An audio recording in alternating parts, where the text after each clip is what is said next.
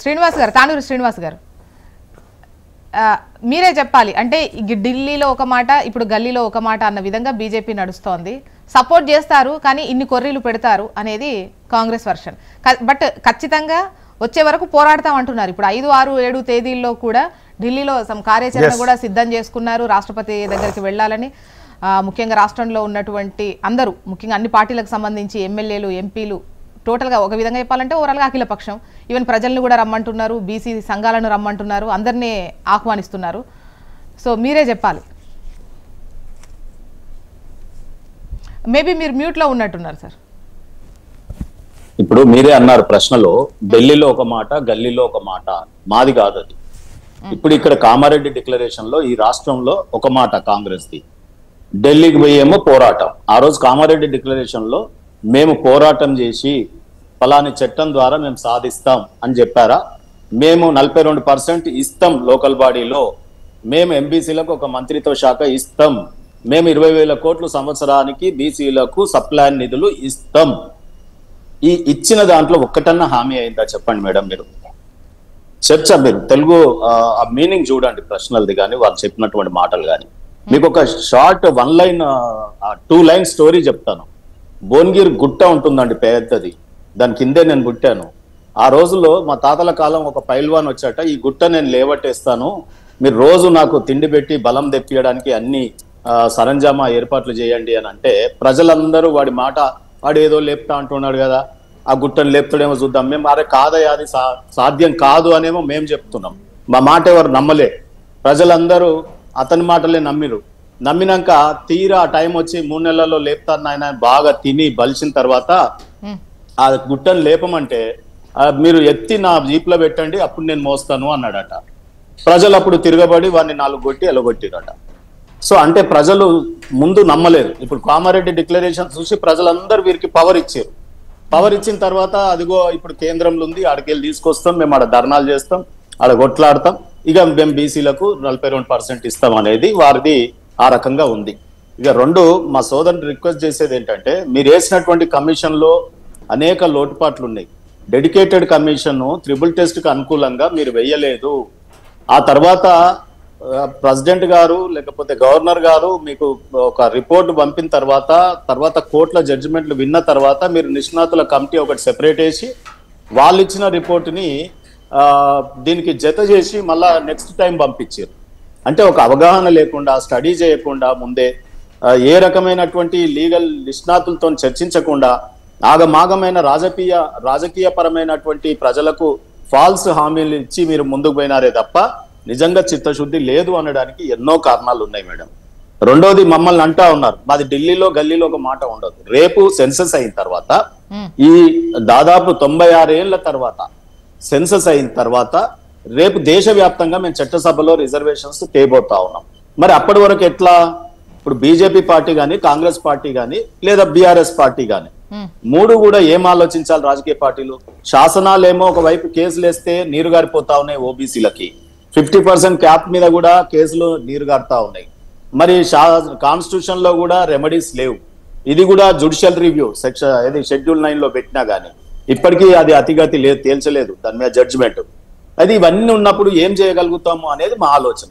మేమేం చేయగలుగుతాం? ఓబీసీలు కోరుకుంటున్నట్టుగా పాలనలో భాగస్వామ్యం ఎట్లొస్తుంది?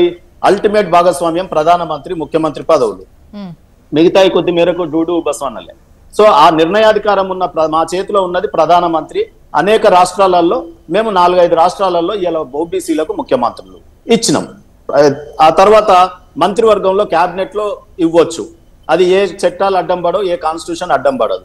దాంట్లో 27 మంది క్యాబినెట్ మినిస్టర్లను ఇచ్చినాం. ఇంకా ఏం చేయొచ్చు అంటే, బీసీ కమిషన్ 100 ఏళ్లుగా అది చాలా టీత్లెస్ గా ఉండింది.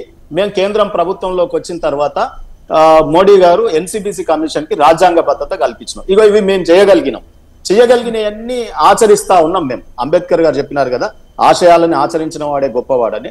మేము ఆ రకంగా ఆచరిస్తూ పోతా ఉన్నాం. మరి మీ ఆచరణలో ఒక్కటే కంప్లీట్, మీ ఆచరణలో ఎక్కడైనా ఒక ఎగ్జాంపుల్ ని ఇదిగో మేము ఈ రకంగా ఆచరించినాం అని చెప్పుకోవడానికి, ఘనమైన కీర్తి చాటుకోవడానికి గతంలో ఉందా, ఇప్పుడు మీ ఆచరణలో ఉందా ఈ 2 ఏళ్లలో? 2వది మేడం, షెడ్యూల్ 9 అనేది ఎప్పుడు వచ్చింది మేడం? మీరు చెప్పండి. కాన్స్టిట్యూషన్ లో షెడ్యూల్ 9 అనేది ఎప్పుడు క్రియేట్ అయింది? ఆ రోజు అక్కడ కేంద్రంలో రాష్ట్రంలో కాంగ్రెస్ ప్రభుత్వాలేగా రెండు, గల్లీలో ఢిల్లీలో. మరి ఆ రోజు ఎవరన్నా ఆపిరా? బీఆర్ఎస్ పార్టీ కూడా ఆ రోజు రికమెండ్ చేసి షెడ్యూల్ 9 కి పోరాడితే 10 ఏళ్ళ కాలంలో పోరాడి ప్రజల్ని చైతన్యపరిస్తే ఒక ఉవ్వెత్తున ఉద్యమం వచ్చేదే కదా. అక్కడ టైం వేస్ట్. మొన్న 10 ఏళ్ళు పోయినాయి, ఈయన 2 ఏళ్ళు పోయింది. అంతకుముందు 60 ఏళ్ళు పరిపాలించిన వాళ్ళకి కాన్స్టిట్యూషన్ కనిపించలే, కోర్టు జడ్జిమెంట్లు కనిపించలే. ఎప్పుడైతే కోర్టు ఒకటి శ్రీనివాస్ గారు అంటే రాష్ట్ర ప్రయోజనాలని ఆలోచించి ఇక్కడున్నటువంటి రాష్ట్ర బీజేపీ నేతలైనా కూడా ఇది మాకు అవసరం అనేటువంటి చెప్పే ప్రయత్నం చెయ్యట్లేదు అని. అయితే ఎంతవరకు న్యాయపరంగా నిలుస్తుంది, పార్లమెంట్లో వర్కౌట్ అవుతుందా లేదా ఇవన్నీ పక్కన పెడితే రాష్ట్రంలో ఉన్నటువంటి నేతలు మాట్లాడే తీరు పట్ల ఇక్కడ కాంగ్రెస్ అడుగుతోంది. ఒకవైపు సపోర్ట్ చేస్తారు, బయట నేతలు మాత్రం వచ్చి ఇది కుదరని పని, రాని పని, అసలు సపోర్ట్గా ఉన్నటువంటి సిచ్యువేషన్ కావచ్చు, రేపు పొద్దున ఢిల్లీకి వెళ్ళే క్రమంలో కావచ్చు, వస్తారా రారా అన్నది కూడా డౌటే.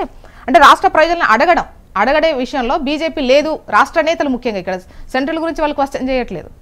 ఇప్పుడు చిక్కుముడి దారం అంతా చిక్కుముడి పడ్డిన తర్వాత ఇప్పేదాన్ని టైం వేస్ట్ చేసే బదులు కొత్త ఉండ తీసుకొని మనం వర్క్ అయితే కుట్టాలి కదా, బట్టలు కుట్టినట్టు.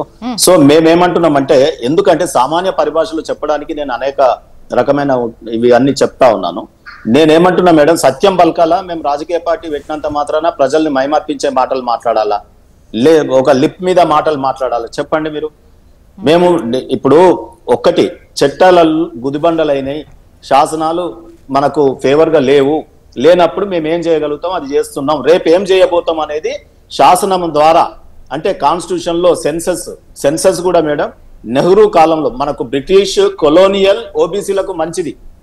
ఎందుకు మంచిది అంటున్నా నేను, మీరు అనొచ్చు. ఇప్పుడు మీరు చూడు, ఉలిక్కి పడతారు, అరే బ్రిటిష్ వాళ్ళు మంచి వాళ్ళు అనుకో. అంటే ఓబీసీలకి ఆ రోజు సెన్సస్ లో ఓబీసీలను కూడా గణించేవారు. రాజుల కాలం నుంచి, ఇంకా చెప్పాలంటే మీరు టైం ఇస్తే ఎప్పుడన్నా, దేవతల కాలం నుంచి, రాజుల కాలం నుంచి మొన్న బ్రిటిష్ కలోనియల్ వరకు ఓబీసీలకు గణన జరిగేది. మేము ఎంతున్నామో మాకు రిజర్వేషన్ ఉండేది. నెహ్రూ గారి కాలంలో ఇది సెన్సస్ లో యాడ్ చేస్తే ఓబీసీని వీళ్ళకి రిజర్వేషన్స్ ఇవ్వాల్సి వస్తుంది, అన్స్కిల్డ్ పర్సన్స్ వస్తారు ఉద్యోగాలలో అని చెప్పి మాట్లాడినారు. ఎవరు అన్స్కిల్డ్ మేరం? బీసీలా. ఈ దేశ నిర్మాతలు కాదా బీసీలు? ఆ రోజుల్లో దవాఖాన్లు లేనప్పుడే మంగళ వాళ్ళు డెలివరీస్ చేసినారు గైనకాలజిస్ట్ గా, చాకల్ వాళ్ళు నర్సు డ్యూటీ చేసినారు. ఇవాళ తాటి చెట్టు, అంత పెద్ద చెట్టుని ఎక్కగలుగుతారు నైపుణ్యం. కుమ్మరివాడు కుండలు చేసినాడు, పాత్రలు అప్పుడు అందించినాడు. ఎవరు నైపుణ్యం లేనివారు మేడం? నెహ్రూ కుటుంబమా, మేమా, బీసీలమా? సో ఆ రకంగా ఆయన అన్యాయం చేసినాడు. కాకా కాలేకర్ కమిషన్ వేస్తే దాన్ని బుట్ట దాఖలు చేసినాడు. ఆ తర్వాత ఇందిరాగాంధీ గురించి మీకు చెప్పక్కర్లేదు. రాహుల్ గాంధీ యొక్క ముత్తాత అట్లా చేసే, నాయనమ్మ అట్లా చేసే, ఇక వాళ్ళ నాయననైతే మొత్తం మండల్ కమిషన్ వ్యతిరేకంగా ఉండే. ఆ తర్వాత సోనియా గాంధీ గారు 10 years పీరియడ్ లో ఎప్పుడు షెడ్యూల్ 9 నేనేమంటున్నా అంటే, రాహుల్ గాంధీ గారు ఈ రోజు మునిమనుడు కాన్స్టిట్యూషన్ బుక్ పట్టుకొని పోతున్నాడు. ఆ కాన్స్టిట్యూషన్ లో ఏ ప్రొవిజన్ బట్టి ఈ రాష్ట్ర ప్రభుత్వం మొన్న ఎన్నికలలో కామారెడ్డిలో డిక్లరేషన్ లో హామీ ఇచ్చినారో చెప్పమనండి. నేను రెండోది కూడా solution as an advocate OBC leader గా చెప్తా ఉన్నా మేడం. అసెంబ్లీలో చేసిన చట్టం రాష్ట్ర ప్రభుత్వం అమలు చేయాలి, పార్లమెంటులో చేసిన చట్టం కేంద్ర ప్రభుత్వం అమలు చేయాలి. ఇక్కడ అసెంబ్లీలో మోడీ వచ్చి కూర్చోడు, పార్లమెంటులో రేవంత్ రెడ్డి పోయి కూర్చోడు. అయితే మేడం ఒకటి మధ్యలో పోతే మళ్ళీ వాళ్ళ విమర్శకు తావిస్తుంది. ఇక్కడ ఒక జీవో ఇచ్చి మొన్న చట్టం చేసినారు అసెంబ్లీలో.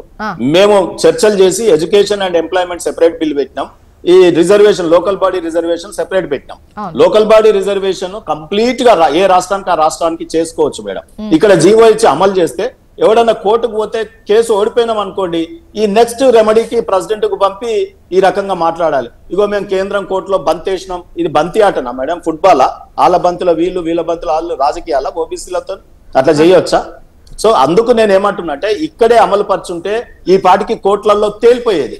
ఆయనకు లోకల్ బాడీలు మొట్టికాయ పడ్డది కాబట్టి, రేపు లోకల్ బాడీ ఎలక్షన్స్ చేసే ఉద్దేశం లేదు కాబట్టి, పోస్ట్ పోన్ వేయించుకోవాలి కాబట్టి ఈ ఆట ఆడుతున్నాడు మేడం.